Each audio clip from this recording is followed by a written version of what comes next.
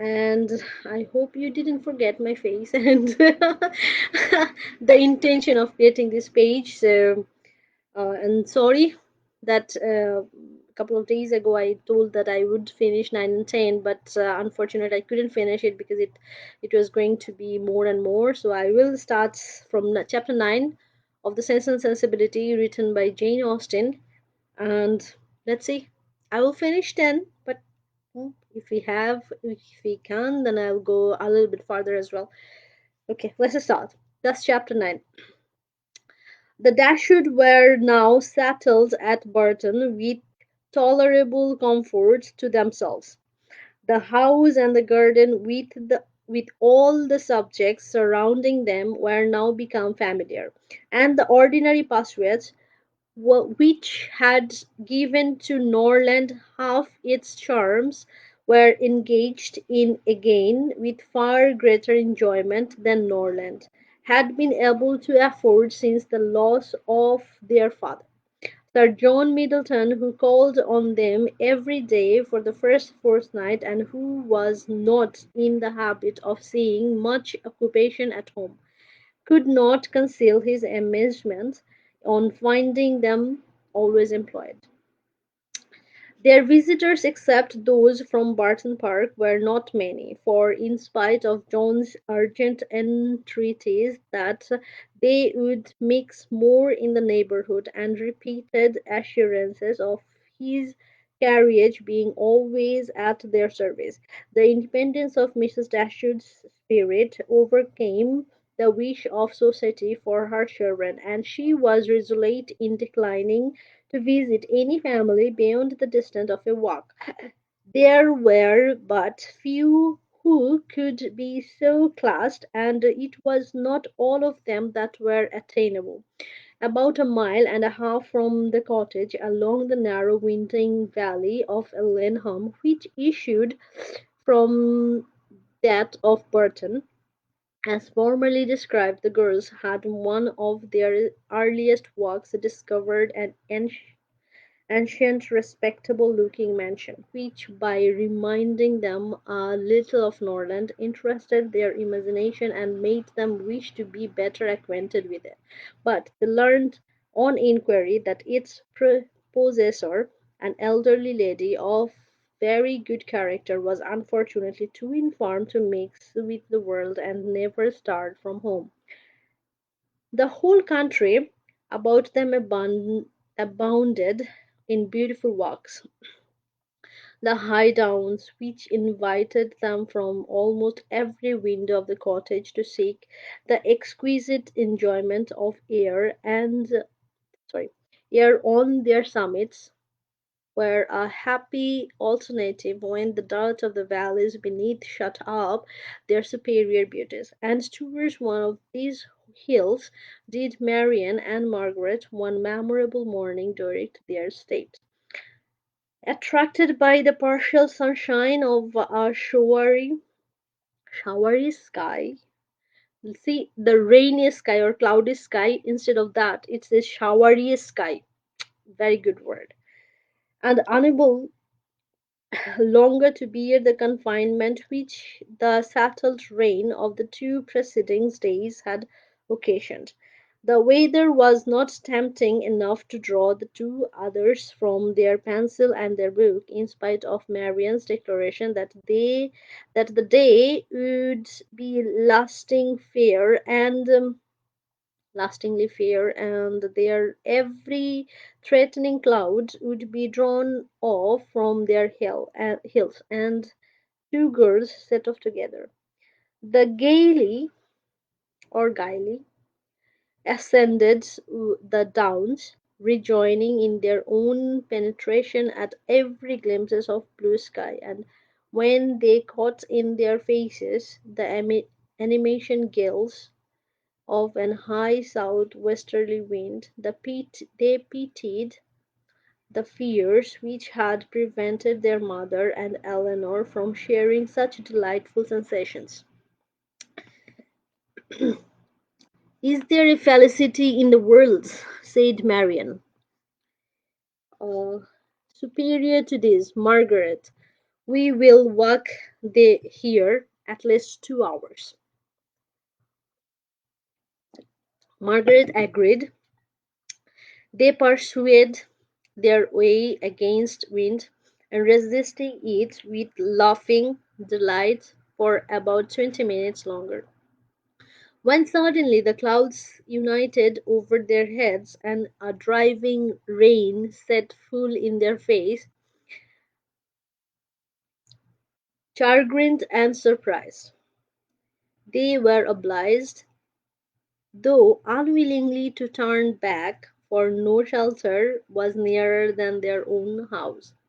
One consolation, however, remained for them, to which the exigence of the moment gave more than usual propriety. It was that of running with all possible speed down the steep side of the hill which led immediately to their garden gate. They set off. Marian had at first the advantage, but a false step brought her suddenly to the ground.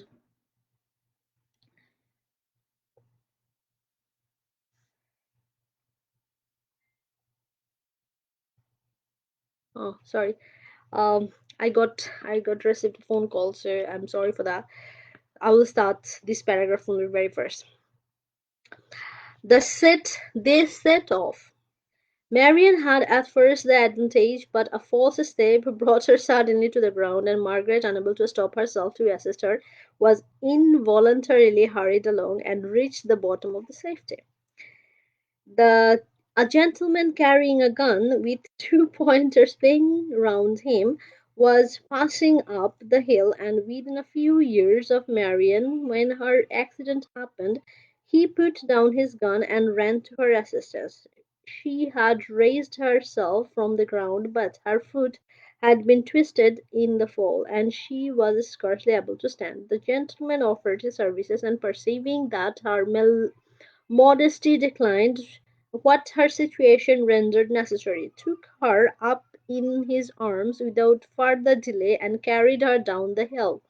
Then, passing through the garden, the gate of which had been left open by Margaret, he bore her directly into the house, whither Margaret was just arrived, and quitted not his hold till he had seated her in a chair in the parlour. Elinor and her mother rose up in amazement in their entrance, and while the eyes of both were fixed on him with an evident wonder and a secret admiration which equally sprung from his appearance, he apologized for his intrusion by relating its cause, and in a manner so frank and so graceful that his person, which was uncommonly handsome, received additional charms from his voice and expression. Had he been even old, ugly, and vulgar, the gratitude and kindness of Mrs. Dashwood have would have been secured by any act of attention to her child. But the influence of youth, beauty, and elegance gave an interest to the action which came home to her feelings.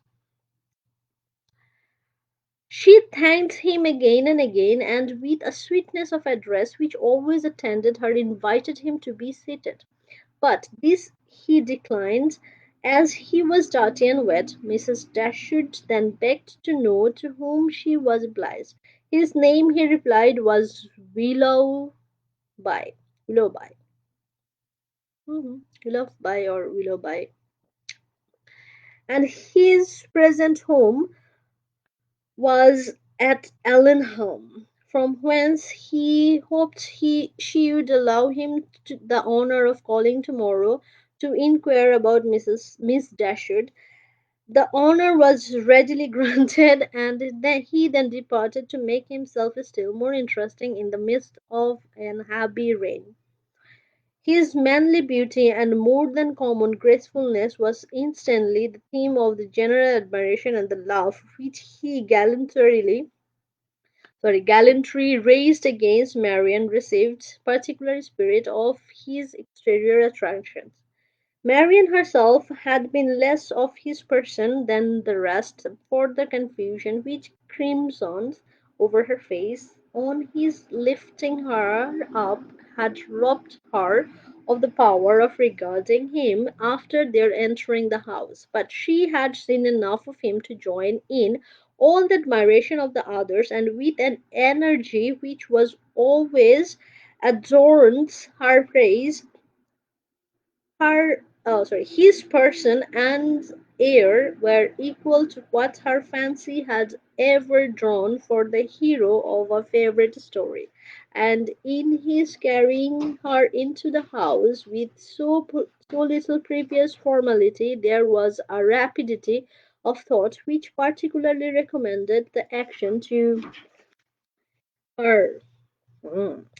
Every circumstance belonging to him was interesting. His name was good, his residence was in their favorite village, and she soon found out that of all manly dresses a shooting jacket was the most becoming. Her imagination was busy, her reflections were pleasant, and the pain of a sprained ankle was disregarded. Sir John called on them so as soon as the next interval of fair weather that morning allowed him to get out of doors, and Marian's accident being related to him, he was eagerly asked whether he knew any gentleman of the name of Willoughby at Ellingham. Willoughby! Cried Sir John. What, is he in the country? This is good news. However, I'll ride over tomorrow and ask him to dinner on Thursday. You know him then? Said Mrs. Dashwood. Know him? To be sure I do. Why, he is down here every year. And what sort of a young man is he? As good a kind of a fellow as ever lived. I assure you, a very decent shot, and there is not a bolder rider in England. And is that all you can say for him? Cried Marian indignantly. But what are his manners on more intimate acquaintance? What his pursuits, his talents and genius? Sir John was rather puzzled. What she's talking about, okay? Upon my soul, said he, I do not know much about him as to all that. But he is a pleasant, good humoured fellow, and has got the nicest little black bitch of a pointer I ever saw. He's talking about the gun. Was he out with him? Was she out with him today? But Marian could no more satisfy him as to the colour of Miss Willoughby's pointer than he would describe to her the shades of his mind. But who is he? Said Elinor. Where does he come from? Has he a house at Ellingham?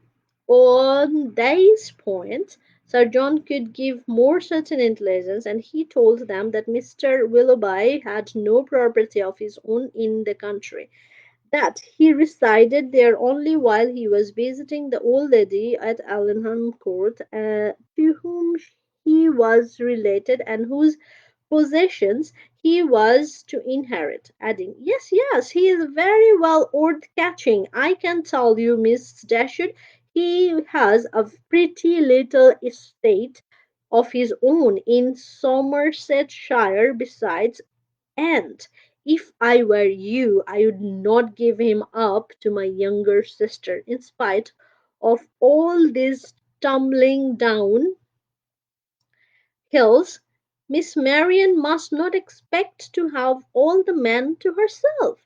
Brandon will be jealous if she does not take care.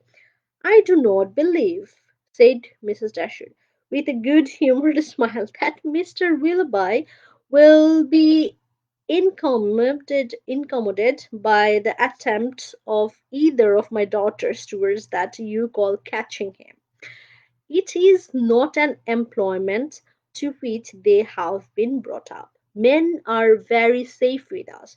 Let them be ever so rich. I am glad to find, however, from what you say that he is a respectable young man and one whose acquaintance will not be ineligible. He is as good a sort of fellow, I believe, as ever lived, repeated Sir John. I remember last Christmas at a little hop at the park, he danced from 8 o'clock till 4, without one sitting down. Mhm. Did he, indeed? Cried Marian, with sparkling eyes. And with elegance, with spirit? Yes, he was up again at 8 to ride to Covert. That is what I like. That is what a young man ought to be. Whatever be his pursuits, his eagerness in them should know no moderation and leave him no sense of fatigue. I see how it will be, said Sir John. I see how it will be. You will be sitting your cap at him now and never think of poor Brandon. That is an expression, Sir John, said Marian warmly, which I particularly dislike. I abhor every commonplace phrase by which wit is intended, and setting one's cap at a man or making a conquest are the most odious of all. Hmm. See, their tendency is gross and illiberal, and if their construction could be deemed clever, time has long ago destroyed all its ingenuity.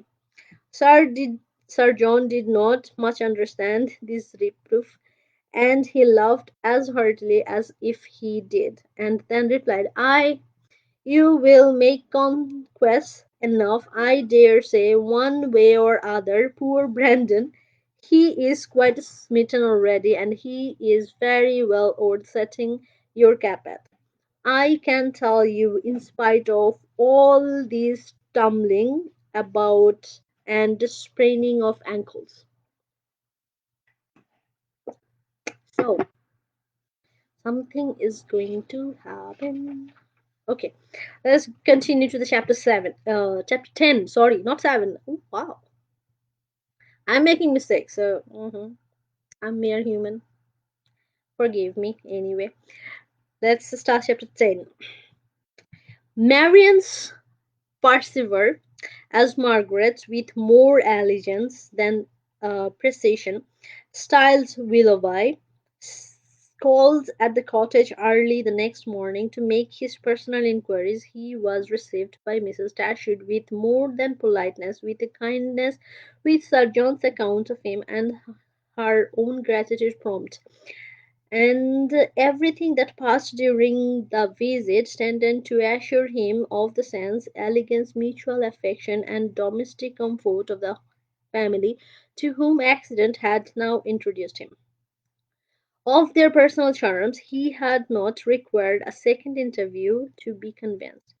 Miss Dashwood had a delicate complexion, regular feature, and a remarkable pretty figure. Marianne was still handsomer. Her form, though not so correct as her sisters, sorry, in having the advantage of height, was more striking, and her face was so lovely that when in the common hint of praise she was called a beautiful girl, truth was less violently outraged than usually happens. Her skin was very brown, but from its transparency her complexion was commonly brilliant. Her features were all good, her smile was sweet and attractive, and in her eyes, which were very, very dark, there was a life, a spirit, an eagerness which could hardly be seen without delight from Willoughby. Oh, their expression was at first held back by the embarrassment which the remembrance of his assistance created. But when this passed away, when her spirits became collected, And when she saw that to the perfect good breeding of the gentleman he united frankness and vivacity, and above all, when she heard him declare that of music and dancing he was passionately fond, she gave him such a look of approbation as secured the largest share of his discourse to herself for the rest of his stay. It was only necessary to mention any favorite amusements to engage her to talk. She could not be silent when such points were introduced, and she had neither shyness nor reserve in their discussion. They speedily discovered that their enjoyment of dancing and music was mutual, and that it arose from a general conformity of judgment in all that related to either. Encouraged by this to a further examination of his opinions, she proceeded to question him on the subject of books. Her favorite authors were brought forward and dwelt upon with no rapturous a delight that any young man of 5 and 20 must have been insensible indeed not to become an immediate convert to the excellence of such works, however disregarded before their taste was strikingly alike.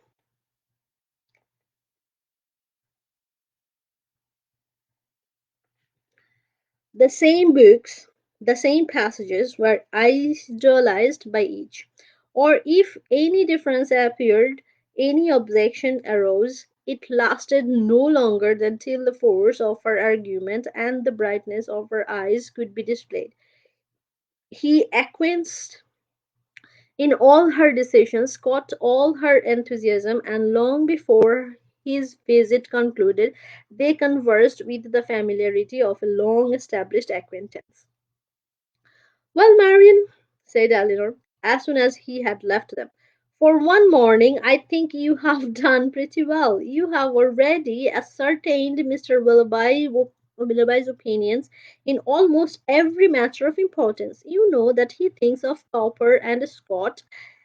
You are certain of his estimating their beauties, and he ought, and you have received every assurance of his admiring Pope, no more than is proper.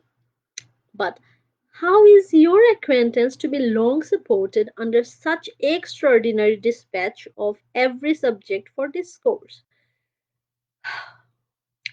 You will soon have exhausted each favorite topic. Another meeting will suffice to explain his sentiments on picturesque beauty and second marriages, and then you can have nothing further to ask." "Eleanor," cried Marian, is this fair? Is this just? Are my ideas so scanty? But I see what you mean. I have been too much at my ease, too happy, too frank. I have erred against every commonplace notion of decorum. I have been open and sincere where I ought to have been reserved, spiritless, dull, and deceitful. Had I talked only of the weather and the roads, and had I spoken only once in 10 minutes, this reproach would have been spared." "My love," said her mother, "you must not offended with Elinor. She was only in jest.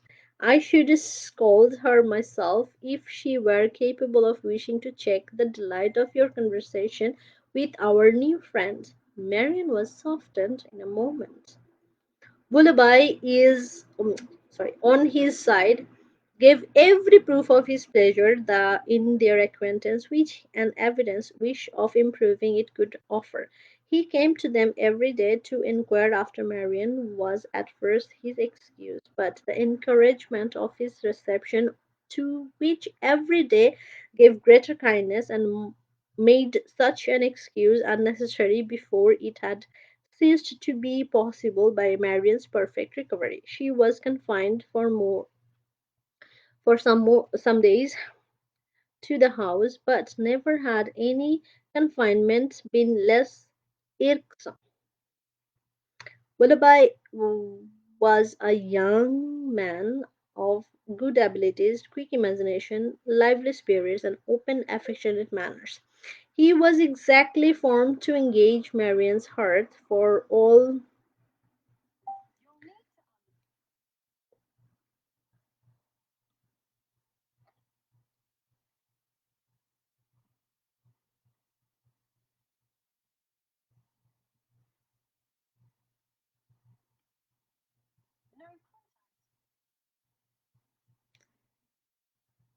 Sorry for the distraction. Eh, mhm. There is a simple thing is itching my brain, so I'm being really, really impatient about that, and it's so distracting. Anyway, where were I? I was on the verse of um, yes, Willoughby was a young man. Willoughby was a young man of good abilities, quick imagination, lively spirits, and open, affectionate manners. He was exactly formed to engage Marianne's heart, for with all these he joined not only a captivating person but a natural ardor of mind, which was now roused and increased by the example of her own, and which recommended him to her affection beyond everything else. His society became gradually her most exquisite enjoyment. They read, they talked, they sang together. His musical talents were considerable, and he read all with all the sensibility and spirit which Edward had unfortunately wanted.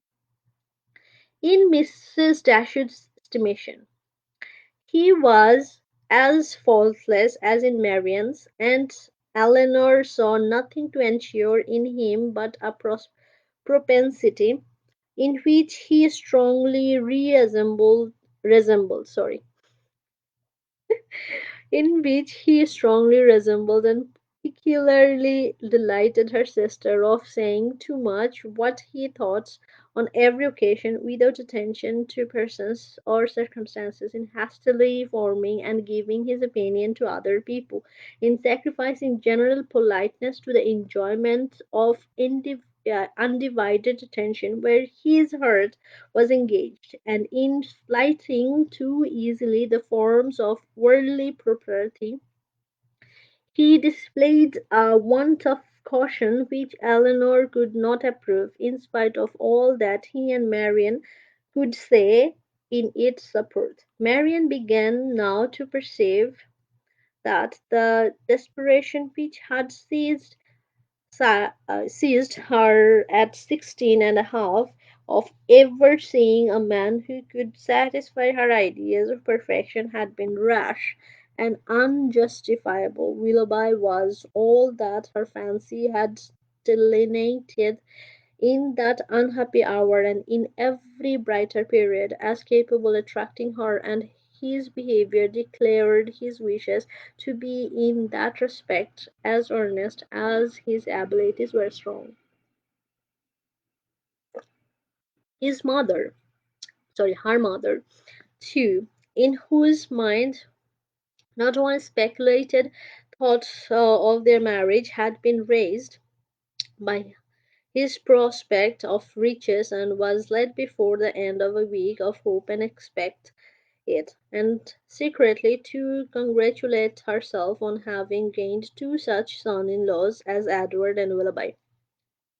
Colin Brander's partiality for Marian, which had so early been discovered by his friends, now first became perceptible to Elinor, when it ceased to be noticed by them. Their attention and wit were drawn off to his more fortunate rival, and the raillery which the other had incurred before any particularity arose was removed, when his feelings began really to call for the ridicule so justly annexed to sensibility. Elinor was obliged, though unwillingly, to believe that The sentiments of mm, which Mrs. Jennings had assigned him for her own satisfaction were now actually excited by her sister, and that, however, a general resemblance of disposition between the parties might forward the affection of Mr. Willoughby. An equally striking opposition of character was no hindrance to the regard of Colonel Brandon. She saw it with concern for what could a silent man of 5 and 30 hope, when opposed by a very lively one of 5 and 20, and as she could not even wish him successful, she heartily wished him indifferent. She liked him. In spite of his gravity and reserve, she beheld in him an object of interest. His manners, though serious, were mild, and his reserve appeared rather than the result of some oppression of spirits than of any natural gloominess of temper. Sir John had dropped hints of past injuries and disappointments, which justified her belief of his being an unfortunate man, and she regarded him with respect and compassion. Perhaps she pitied and esteemed him the more because he was slighted by Willoughby and Marianne, who prejudiced against him for being neither lively nor young, seemed resolved to undervalue his merits. "Brandon is just the kind of man," said Willoughby one day when they were talking to him together, "whom everybody speaks well of and nobody cares about, whom all are delighted to see but nobody remembers to talk to." "That is exactly what I think of him," cried Marian. "Do not boast of it, however," said Elinor, "for it is injustice in both of you. He is highly esteemed by all the family at the Park, and I never see him myself without taking pains to converse with him. That he is patronized by you," replied Willoughby, "it certainly is his favour. But as for the esteem of others, it is reproach in itself. Who would submit to the indignity of being approved by such women as Lady Middleton and Mrs. Jennings, that could command that indifference of anybody else? But perhaps the abuse of such people as yourself and Marian will make amends for the regard of Lady Middleton and her mother. If their praise is censure, your censure may be praise, for they are not more undiscerning than you are prejudiced and unjust." Oh, just 1 minute. Sorry, few seconds. "In defense of your protege, you can even be saucy." My protege, yeah, as my protege, as you call him, is a sensible man, and sense will always have attractions for me. Yes, Marian, even in a man between 30 and 40, he has seen a great deal of the world, and has been abroad, has read, and has a thinking mind. I have found him capable of giving me much information on various subjects. He has always answered my inquiries with the readiness of a good breeding and good nature. That is to say," cried Marian contemptuously, "he has told you that in the East Indies the climate is hot and the mosquitoes are troublesome." "He would have told me so, I doubt not, had I made any such inquiries, but they happened to be points on which I had been previously informed." "Perhaps," said Willoughby, "his observations may have extended to the existence of nabobs, gold mohurs, and palanquins." I may venture to say that his observations have stretched much farther than your candor. But why should you dislike him? I do not dislike him. I consider him, on the contrary, as a very respectable man who has everybody's good word and nobody's notice, who has more money than he can spend, more time than he knows how to employ, and two new coats every year. Add to which, cried Marian, that he has neither genius, taste, nor spirit, that his understanding has no brilliancy, his feelings no ardor, and his voice no expression. You decide on his imperfections so much in the mass, replied Elinor, and so much on the strength of your own imagination, that the commendation I am able to give of him is comparatively cold and insipid. I can only pronounce him to be a sensible man, well bred, well informed, of gentle address, and I believe possessing an amiable heart. Miss Dashwood, cried Willoughby, you are now using me unkindly. You are endeavouring to disarm me by reason, and to convince me against my will, but it will not do. You shall find me as stubborn as you can be artful.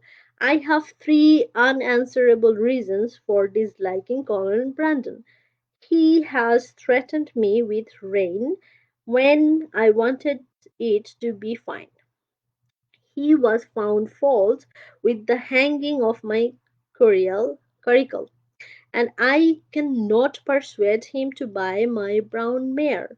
If it will be any satisfaction to you, however, to be told that I believe his character to be in other respects irreproachable, I am ready to confess it, and in return for an acknowledgment which must give me some pain, I mean, not me, that Willoughby.